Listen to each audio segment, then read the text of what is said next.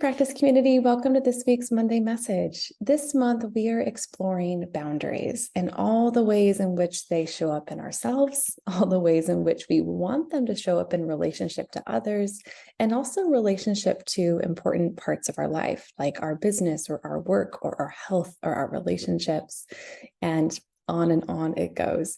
Last week, I posted a question here in the community. You can find it in the feature bar. What do radical boundaries mean to you? And I'm hearing all kinds of wonderful things, like boundaries mean self-love or pushing me out of my comfort zone and risking that sense of belonging, or honoring my core essence and who I am, or upholding my values.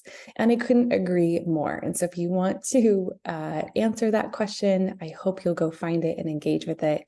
It's important that I think we talk about this topic. It's one of those edges that I find for myself and so many of my clients. We're regularly negotiating. We negotiate our boundaries when we get flexible with what we know to be best for ourselves. And then we go against what we know is best for us. And then ultimately, we do pay a price. We pay some cost for that, whether it's diminished self-worth or diminished time or diminished capacity, or we feel less energy, or we feel less trusting of our choices because we're continued to know what we need and then not give ourselves what we know we need. So this week, I want to focus in on boundaries as it relates to self-commitments.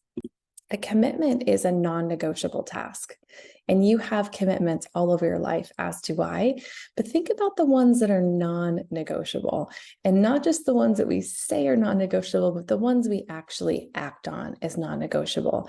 For me, a few simple examples are my daily walk with my dog. It's a non-negotiable task. It happens any day, every day. Okay, to be fair, when it's 100 degrees out, it doesn't happen, or when there's ice on my driveway. But I can say with the utmost confidence, that is a commitment I have, because I can look at my calendar and see that I've demonstrated that commitment to myself every day. That's an easy one to see. But then there's the less easy ones to see, the commitments like our relationship to our money, our relationship to our structure in our business, how we create clients, our relationship to enrollment conversations, our relationship to how we feel being visible or seen for our work, or even vocalizing and verbalizing what we believe in that is central to our work. That's a commitment too. I know another commitment that can be a bit subtle in my own life and work is the commitment to staying true to what's needed in the moment, even if it goes in the opposite direction of what I had planned or what I had anticipated. And so tomorrow I was supposed to announce the opening of spots in my Radical Boundaries project. And I opened up preliminary spots in that project a week ago to a small curated list of current clients who could send it out to their friends and family, but also to past clients and people in my circle that I know are hungry for or ready for deepening their own self-work. And I got to tell you all, I got crickets. And this does happen sometimes. We don't always get it right. I don't always get it right. I keyed in on what I thought the community wanted. What I really did is I keyed in on what the community needed. And sometimes what we need isn't always the thing we're ready to investigate. So while I am still 100% committed to talking about and fulfilling this phenomenal topic throughout the month of August, I am pivoting my coaching project for the season. And I'm doing that because I have a stronger commitment to meet the need of the moment than to uphold something in order to look like I have it all together, because I don't. And what we need to remember is a boundary is not just following through on our word, because sometimes what's actually a boundary is being flexible with ourselves so that we can be more attuned to what's going on and what we actually need to take into consideration. And so I got really honest with myself. That's a boundary. That's a hard boundary to sit with and be honest with what we need to do. And I'm risking how it might look or come across because I'm willing to do that. I'm willing to make that risk in order to put a project out into my community this season that's more inspired and more desired than the one I had initially claimed.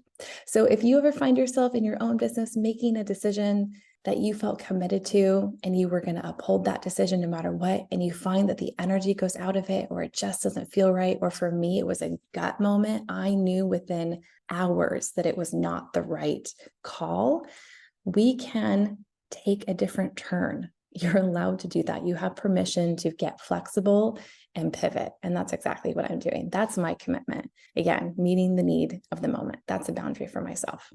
And so tomorrow you'll find in the community a new announcement. I'm not opening spots just yet. I'm going to keep those August spots just for my inner circle, but I am going to open spots in the new project on September 1st.